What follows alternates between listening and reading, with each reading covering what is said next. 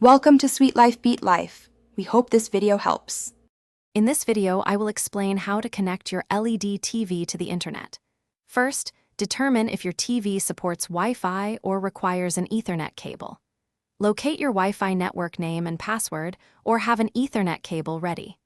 Navigate to your TV's main menu and find the Settings or Network option. This is where you'll begin the connection process, whether wireless or wired. For a wireless connection, select Wi-Fi from the network settings. Your TV will scan for available networks. Choose your home network from the list. Carefully input your Wi-Fi password using the remote and the on-screen keyboard. Double-check for accuracy before confirming.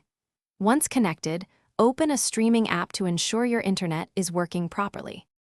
If you prefer a wired connection, locate the Ethernet or LAN port on the back of your LED TV. Plug one end of an Ethernet cable into this port.